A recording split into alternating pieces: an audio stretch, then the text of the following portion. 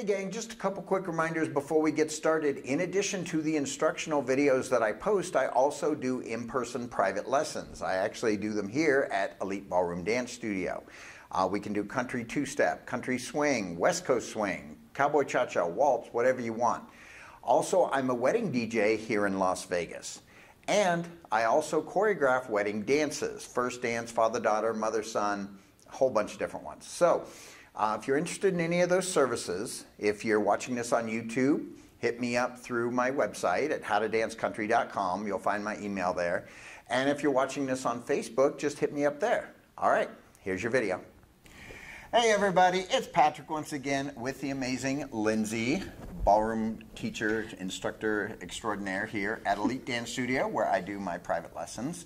And if you've watched part one, which you better have because it's super important, this is part two of the Ultimate Turns video. Okay, so I do want to say, because I understand how people's brains think, on part one, yes, it was a lot of tedious stuff because it's the root of what your feet are supposed to be doing is the root of all turns. Okay? All the other stuff is cool, but the feet are important. So watch that video, practice that video, do the exercises, and then you can come back and do the other stuff. Okay? Fancy hands. That's exactly. Exactly. So to get started, first we're going to show you leaders what you're supposed to do, how you get your hands where they're supposed to be. And we're going to get close up to do that. Okay, so we're going to show you, like I said, we're going to show you what your hands should be doing in the different ways that you would be turning her. Okay, so first I'm going to show you from a country swing perspective. Okay, so as you know, country swing, all right, just right here, back and forth, doing all your thing. When you prep her, okay, and this whole next section is going to be all about preps. It's telling her, I'm about to turn you, okay, so that you're not just suddenly going, oh, okay, let me turn her. I want to get your shoulder I was going to say, I need that shoulder, Patrick. Right? So what you want to do is prep her. So here's your hands, okay. All you're going to do, leaders, is you're just going to roll it up. That's it. Nothing super complicated. Just roll it up. The back of your hand will go up her palm and here. That it would be for an inside turn. Why? My fingers are pointing that way. That tells her I am going to turn her to the inside. It is called an inside turn, at least the way I learned it, because this is the hand you're turning, so, or the one you're using to turn. So you're going in towards her body. An outside turn is out away from her body. Okay? Speaking of an outside turn, same thing, roll it up, fingers out. That tells her, hey, I'm about to turn you out. Okay? So it's that simple. Now with country swing, remember, unlike a lot of dances where most of your turns are done with this hand, equal number can be done with the right. Okay, it's the exact same thing. We'll angle this way a little bit. Exact same thing. Inside turn, just bring it up and then go. Okay, outside turn, bring it up and go.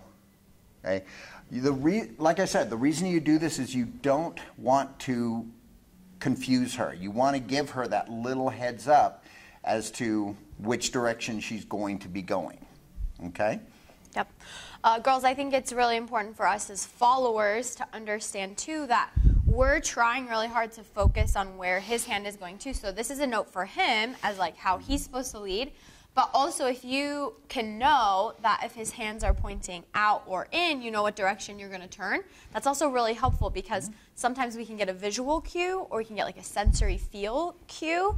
Whereas if we're like, oh, we're turning and then we're not paying attention to where his fingers are, where he's placed our hand, then we're not always ready for that turn either. But this is a really simple way for us to be aware of where we need to turn as well. So super helpful for us to be aware that that's how the lead is going to go. Exactly. And here's the other reason for a prep is that so that she can properly do her Barbie arm. Okay? So the Barbie arm. I know. That's fantastic. I know. Hi, but Barbie. followers, you do not, this is what you don't want. Be a bad follower for a second. and then she catches up with it, okay? You don't want that, okay? When you know, oh, he's about to turn me. Yeah. What did you just do? I get a right angle here. That always is going to protect my shoulder. So we made a joke at the beginning about I need that shoulder. I really do need that shoulder. She does. She does. And the second that I let this hand be loose or I pop an elbow up, now this shoulder is really vulnerable. The other thing that happens is I'm also at risk of smacking my partner in the face too. Not a good thing. So his nose and my shoulder are both in jeopardy here. Exactly. So we want to keep as much of a right angle as we possibly can. And then as his hand starts moving our hand, and we'll talk about connection of the hand in a second, what happens is I get to move with that hand. So I'm moving with that right angle. I'm not letting it get away from me. I'm not letting it get too far in front of me. I'm keeping it in a nice steady place. That's protecting my shoulder. It's protecting his nose.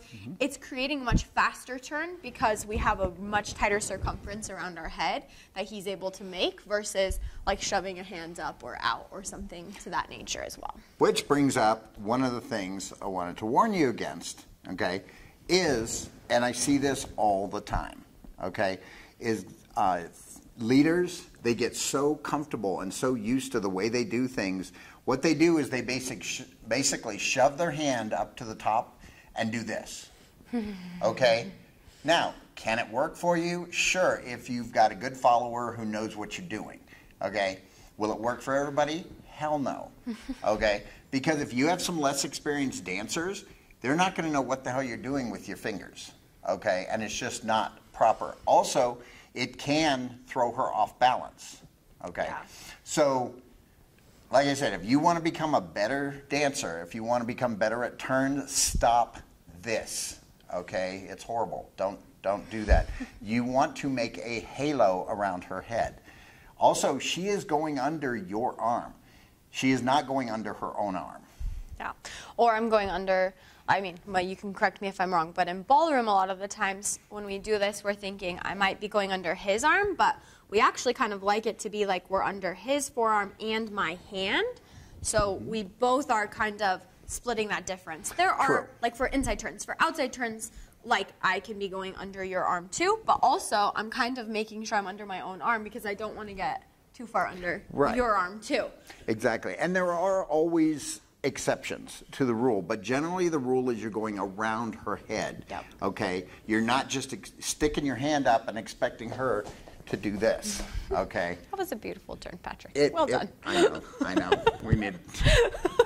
I'll have a whole nother video on that On turn. Patrick turning like that. Exactly. I will not support that. Damn it. Okay. Give my stamp of approval on that turn. Go back to video 1, Patrick. That's right. Okay. I need to brush up. Part 1. Okay. So that also brings up flat hand versus cupped hand. Okay. Most of you watching these videos is going to go with a cupped hand. Okay. Going with a flat hand, this is a world champion ballroom dancer. Okay. So she does things perfectly. Okay, if you want to be perfect, yes. Okay, it is pretty much a flat hand as you're turning her. However, most of you out there are not world champion. So when you turn her, you've got your fingers in there. She's cupping her hand just a bit, okay, so that you don't slide off. Okay, and then you're turning her. Okay. Now, this brings up kind of another concept for us as a follower, and that is that we have to be constantly putting pressure into that hand. So we can't just let him have dead weight of my hand. I have a nice cupped position and then expect him to be able to turn me without any pressure. I'm putting a significant amount of pressure back into his hand through my palm, but I'm getting that pressure from my elbow, from my shoulder, from my center, all the way to my feet. So he knows exactly where I am as we're turning. That's what helps as you try and get faster turns, you're trying to get more turns in a row. The cupping kind of creates more friction, like we said, which is really helpful for not slipping. But it also creates friction that slows you down and doesn't let you do quite so many turns all at one time. So the more pressure that you give and the more reliant you are on that connection point that you have with your partner, the more ability you have to do much more turns, right? And you have to go back to the first video that we did, explaining how to do the turns. That's also a really important thing. Where are your feet? How are you winding up? All of that sort of thing. But your connection does matter quite a bit. So that cupping action is really helpful. But one of the main things that I think we both stress, and no matter what style of dance you're doing, that is you cannot grab fingers. Exactly. So I will never be grabbing my partner's fingers. I won't ever be holding on to them. I won't grab for his hand, right? As much fun as that sounds. As much fun as that is going to inhibit any kind of turning that's going to happen. But Exactly. it is really common for the girls, even in ballroom, they'll go and grab the guy's hand. And sometimes the guys will go grab the girl's hand and then expect to be able to turn her. And that's a huge no-no because it's really going to hurt her shoulder. Again, we're trying to protect our partners to make sure that they're not getting injured. And the second that you grab her whole hand and then you start trying to turn her, it yanks her shoulder out of place and she doesn't have an ability to reconnect to you. So, quick recap. There's no grabbing happening. Exactly. We're creating a slight cupping action and we are creating pressure towards each other. That also helps you to maintain that right angle, girls. And for our leaders, that helps you maintain that halo around her head because there's this constant pressure towards that connection that we're creating, whether we're going inside or whether we're going outside. I was back leading. That was really bad. I mean, what do you mean back lead, Patrick? It was all for demonstration purposes. Exactly. It was fine. Exactly. And that applies to all of it. Okay, I know this is a turns video, but that applies to all of it is nobody grabs. It's all pressure. Even when you are doing country swing, nobody's There's no grabbing. Okay, if I pull her toward me, okay, it's fingers, pressure on finger. Then I press her away with my palms. Okay, that's all it is. It's especially for you newer dancers, if somebody wants to two-step with you, okay, it's pretty much palm-to-palm pressure. Nobody's grabbing. Because guess what happens? I go to turn you. If you're grabbing me, I can't do anything with that. You can't? Come on, Patrick. Well, okay. I could force it. You could really force it. That is true. That is true. Okay, now, since we're talking about preps, I did want to mention about when you're prepping, and this applies to mostly two-step, but it can be West Coast. But when you prep, okay, there's arguments on one prep or two preps. And I know right now you probably don't know what the hell I mean by that. Okay, so let's say we're in Sweetheart, okay, and you know what Sweetheart is, okay, and we're going, we're not going to travel, I'm just going to show you. And we're going quick, quick, slow, slow.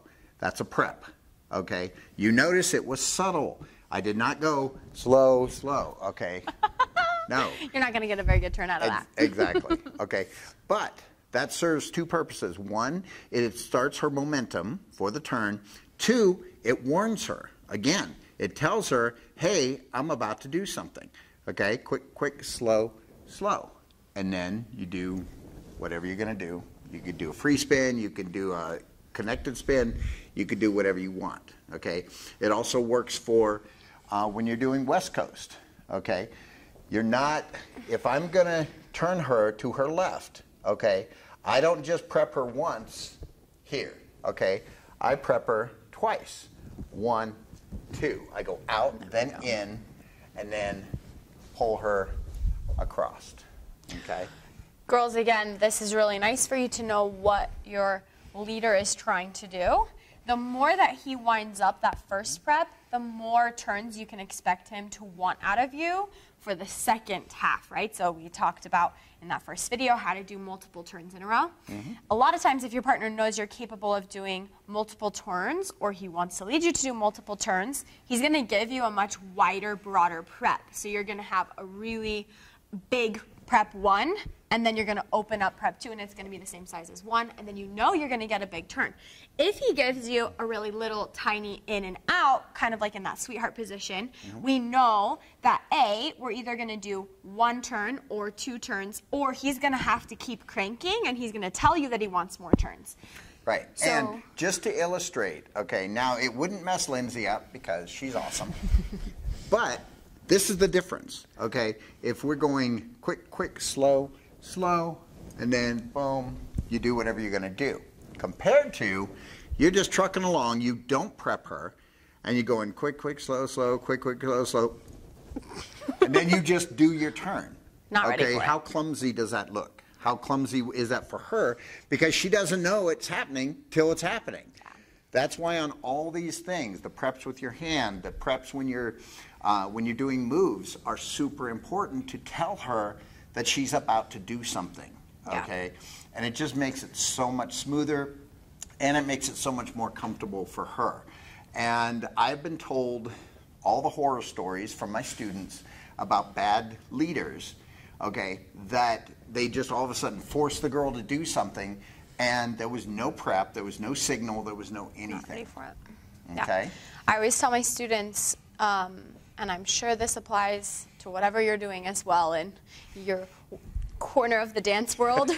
We all have our corners of the dance world. Exactly. But I always tell my boys that I'm teaching that it's super important for them to stay consistent with whatever it is that they're doing, so that when they do make a prep for something, they change the hand position, they do a wind up, they change directions, they change a hand position, they change a foot position. The girl is ready to follow it.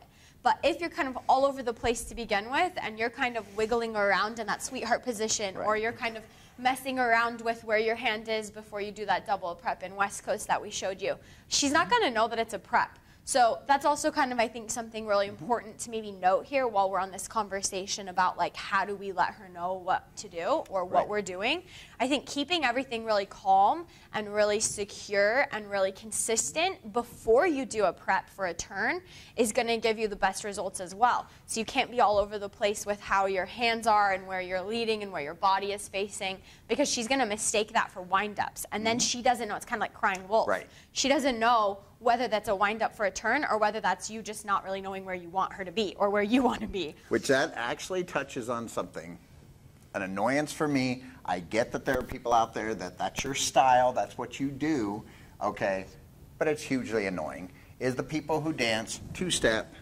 Well, A, they're not doing two-step. They're doing their own different side-to-side thing, but they're doing this. Okay, that is confusing as hell to a follower. Okay, she doesn't know, and then of course you aren't doing a good prep even if you are going to turn her, so you're just doing this, blah blah blah, and then you're like, oh, okay, now I want her to turn. Yeah. Good luck. Exactly. It's horrible. Okay, I hate to use that word, but it is. All right, like, hell is, you know, and okay, if you're not, well, here's the thing. Speaking of language, I just because here's the thing, some leopards won't change their spots. So if you insist on doing a side-to-side two-step with your hand around, okay, but at least change one thing. Change the fact that when you go to turn her, when you go to do a move with her, you prep. You make it distinctly different. Yeah, exactly. You make it different so that she doesn't think, oh, this is just the hand moving around. If you're going to do that, okay, my hand's moving around, okay, prep. Get the hand in the proper position. Yep. I think that's really important to note too. I won't profess to be knowledgeable in the salsa dancing as well, but I do know, and I have been out salsa dancing enough in like a salsa club where it's ridiculously social dancing, is that the guys will do that on purpose. They will scramble her hands on purpose to loosen up her shoulder joints so that he can do all sorts of really cool like hand positions. And I think that's a really cool way of utilizing consistency versus inconsistency in order to get her to know that she needs to loosen up her joints so that she's not trying to force a direction or a turn. So there are ways in which you can utilize something that's super movementy like this, but the idea is that you have to make it consistent. So if you're going to be doing that, you better be super consistent about how you're moving it so that when you do tense it up or add a little bit more tone or prep the hand or whatever it is for the turn, she's ready for it. So consistency, and then you create a slight inconsistency for a lead. And then every single time you do that lead with that partner, you have to be consistent. Because if you're going to be dancing with her 2 or 3 times in one night, or maybe you're going to be dancing with her a dozen times in a month because you're out social dancing all the time. If you stay consistent with how you lead every single time, she's going to be able to follow what you want a lot better. And that's something I think Patrick and I talk about a lot. Like, I need you to have that same lead every single time you want me to do an overturn or an inside turn or whatever it is. I need that prep to be consistently inconsistent. Exactly. Right? Yep. Like, make the inconsistencies for your preps consistent. And the last word on the subject is, we talked about when you prep her hand for just an outside turn and an inside turn, how basically she solidifies all this so that when I move the hand, the body moves with it, her frame moves with it. Okay. The exact same thing is true when you're doing two-step or things like that. You don't want loose arms. Okay, so if I did have her in Sweetheart, and let's say I was doing a free spin, okay, and quick, slow, she knows, oh, okay, he's about to turn me. So what does she do? All this locks in, solidifies. So I can turn. It's quick, it's easy, it's perfect, okay? So when you're doing certain moves and you know the person is going to, is about to do something, solidify, firm up, okay? Yeah. Make it so that he's pulling against something. If I do a simple arm catch, okay? And this is something actually I was going to cover anyway, is if I do an arm catch, okay, what do you think I'm going to do with this? I'm not going to go there. I'm going to come back this way. So what she wants to do I put pressure in the opposite direction. Is she's going to move her body so that she's giving me pressure so that I have a snap. I have something to snap back on. I have that rubber band effect. And then I'm ready to go. Bring her through. Turning into the arm. Exactly. Yep. I think that's also kind of, this is part of the same subject, but girls, I also think, and guys, I think when you're turning, it's really important that you're turning into like your collarbone area. That's super important. Like, so on that hand catch, we'll do it from the same side so it makes sense. We have that wind up that's happening, but notice how I'm not releasing that shoulder joint to let it come in, right? Right, she's not overextending. I'm not overextending that joint. I'm keeping it nice and secure, and then I'm actually, when I go to turn, I'm gonna turn into it. So see how there's this like protective space here? I'm not collapsing it by any means, but I'm keeping this where I'm turning into, and then he can gauge where I'm going to go on that turn as well. Same thing when I'm in this kind of a turn. I'm going to keep this part of my body secure for the outside turn, but then I'm going to turn right back into it. You see that? Exactly. And the thing that you have to remember about it is by having your shoulder in the proper area, she is using the shoulder muscles, the bicep, and the chest muscles. Okay. If she overextends, she just took those muscles out of it, and she is now dangerous to. She could pop her shoulder out. Which is a step in ballroom. We call it an overturn, and it's terrifying as all get out. Right. It's okay. Be lucky that you guys don't have that. Exactly. We don't have that in country dancing. You do not have that one in country dancing. Okay, so that was a whole bunch of stuff for you, and just review it, watch us a few times. This is part 2. Part 3 is coming next. If you haven't watched part 1, shame on you. Go back, do it. Get on my channel, watch part 1, do the exercises. Okay? So for myself, Lindsay, we'll see you guys in part 3.